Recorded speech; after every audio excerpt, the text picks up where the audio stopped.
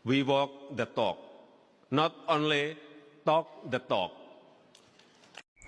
Assalamualaikum warahmatullahi wabarakatuh. Saya Ketua Umum dan Pendiri Organisasi Ternak Mulyono atau Termul, Dr. Kandidat Muhammad Firdaus Oyobo, SHSI, MH, SHPIT, SHPDT, CFL, CLA, CCMK, mengajak masyarakat untuk bergabung di organisasi Termul. Termul ini bukan sebutan hinaan. Ya, Termul ini adalah termulia di mata bangsa dan di mata Allah SWT, karena kita membela keutuhan bangsa dari provokasi yang dilakukan oleh rombongan Roy Panci dan Rismond Betok. Jadi kami dirikan organisasi Termul ini mengajak masyarakat untuk mari mendukung program kami untuk menjaga stabilitas nasional. Karena kalau provokasi yang dilakukan oleh oknum-oknum ya seperti Roy Panci dan Rismond Betok, ini akan terjadi disintegrasi bangsa, akan memecah belah anak bangsa.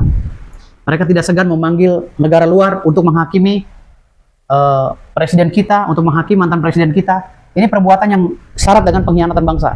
Jadi bagi masyarakat yang ingin mendukung kami, silakan bikin sendiri ya. Ini logonya, logo simpanse ya. Simpanse ini bukan makhluk hina. Simpanse ini adalah binatang yang paling cerdas di antara binatang ya, yang nilai kecerdasannya hampir sama dengan manusia.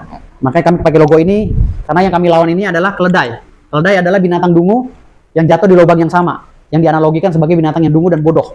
Nah, rombongan Roy Panci sudah saya sebut, mereka adalah binatang keledai yang jatuh di lubang yang sama. Jadi bagi masyarakat yang ingin membuat ini, silakan bentuk ya ini. Nah, ini tulisannya Organisasi Ternak Mulyono atau Termul ya. Jadi bikin seperti itu, di belakangnya tulisan Organisasi Ternak Mulyono, di depannya Termul. Logonya simpanse binatang cerdas di kasta paling tinggi di antara binatang. Jadi seperti itu ya. Kita lawan mereka, kita persiapkan diri untuk menyambut kebahagiaan atas mungkin nantinya akan ditahannya saudara Roy Panci dan Rismond Betok dengan kawan-kawan. Jadi kita sambut itu sambil mempersiapkan diri.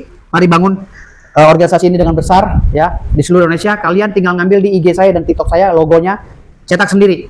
Ini logo Termul ya. Silakan kalian dedikasikan semuanya. Jadi kita bukan memprovokasi agar anak bangsa pecah, tetapi kita menjaga stabilitas nasional dari provokasi-provokasi yang dilakukan oleh oknum ya, yang mengaku dirinya pakar dan ahli-ahli dari bidangnya. Ya, padahal mereka tidak punya legalitas. Semboyan kami, jika saya dihina, jika saya difitnah, jika saya atau kami dituduh, kami 5 tahun yang lalu, ini sekaligus menepis pengacara yang menurut saya kurang baca ya. Pengacara yang tidak mengerti literatur, katanya presiden itu tidak ada yang menjadi tersangka. Salah besar. Teman-teman semua, 3 Agustus tahun 2000, itu adalah status dari mantan presiden Indonesia yang kedua, Pak Harto, naik menjadi tersangka. Itu 25 tahun yang lalu. Resmi menjadi tersangka kasus penyalahgunaan dana yayasan sosial dan penyelimpahan berkas perkara Kejaksaan Tinggi Jakarta. Jadi artinya, bukan tidak mungkin presiden yang ketujuh pun, insya Allah kalau kasusnya ditangani dengan benar, itu akan menjadi tersangka. Ya, dan terpidana pasti gitu loh. Tapi kalau ditangani dengan benar, itu masalahnya. Nah, sekarang kita lihat apakah penanganannya nanti akan benar. Ya, gitu. Maka kita juga dorong ya apa yang dilakukan tidak hanya secara nasional tapi secara internasional. Pak Agus, mohon izin, saya juga berkomunikasi erat dengan Pak Kris Komari dan atas izin beliau ya, saya coba membacakan kembali surat dari FDI poin-poinnya saja ya, Pak Agus. Yaitu adalah apa? Jadi surat FDI itu tidak hanya membuat statement, tapi membuat surat terbuka dan secara resmi itu menghimbau yang pertama adalah kepada pemerintah itu agar satu, menghentikan bentuk semua abuse of power, intimidasi dan kriminalisasi terhadap anggota masyarakat, khususnya Pak Kris update sekali ini ya, 15 aktivis yang menuntut keterbukaan informasi publik kepada badan publik yaitu UGM dan seorang pejabat publik Joko Widodo yang dijamin oleh hukum Undang-Undang KIP dan Konstitusi Undang-Undang Dasar 1945. Jadi batasannya jelas, ada Undang-Undang Dasar, ada Undang-Undang dan kemudian aturan-aturan yang berlaku. Kedua, FDI juga melakukan dengan tegas menegur, mengkoreksi dan memerintahkan kepada penegak hukum dalam hal ini Polri, Barreskrim dan Polda Metro Jaya untuk berbuat netral, berlaku adil dan jujur dalam menegakkan hukum. That's all citizens are equal under the rule of law. Artinya semua itu harus sama di mata hukum, ya, equal di mata hukum. Khususnya menyangkut dugaan ijazah palsu mantan Presiden Republik Indonesia Joko Widodo atau Jokowi. Ketiga, memerintahkan kepada Polda Metro Jaya dan Bareskrim untuk memenuhi tuntutan rakyat dengan menunjukkan, ini bagus sekali nih anjuran dari FDI ini, dan mempublikasikan ijazah asli milik mantan Presiden Indonesia Joko Widodo kepada publik. Dan teman-teman sekalian, kita harus tahu, surat terbuka yang ditulis pada tanggal 30 Juli 2025 oleh FDI, ini bukan pepesan kosong. Kenapa? Ada deadline-nya. Apa deadline-nya?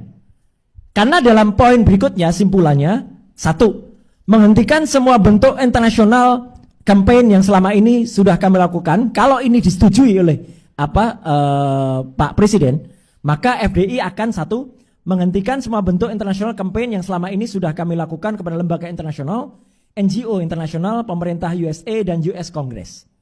Kalau tidak, berarti akan terus kampanye internasional ini. Yang kedua, para anggota Forum Diaspora Indonesia di seluruh dunia tidak ingin pelanggaran HAM, abuse of power, dan tindakan kriminalisasi terhadap para aktivis di tanah air ini menjadi obstacle and term diplomasi internasional Presiden Prabowo Subianto yang akan menghadiri, ini penting banget, ya, sesi ke-20 dari United Nations General Assembly di bulan September 2025 di New York, USA. Jadi ini sebenarnya saling cinta. FDI ini atas kecintaan terhadap Republik Indonesia, jangan disalahkan ya.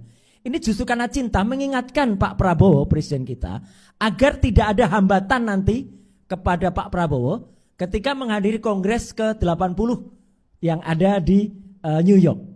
Karena apa? Kalau tidak, maka kami berharap 3 tuntutan dasar sudah akan dijalankan sebelum UN General Assembly dilaksanakan pada tanggal 9 September 2025. Jadi ini tegas sekali.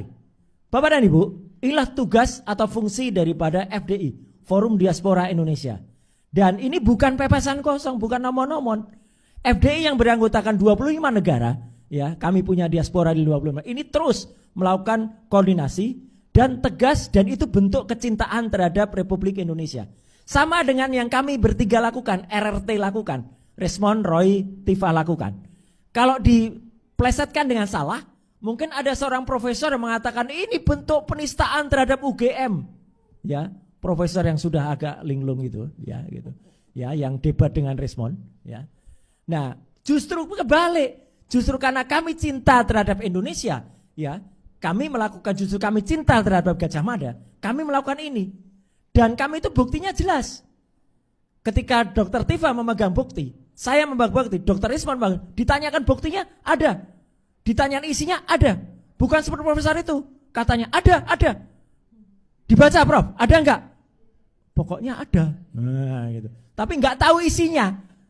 Ada tapi enggak tahu isinya. Ya, jadi mohon maaf ya, kalau itu namanya omon-omon.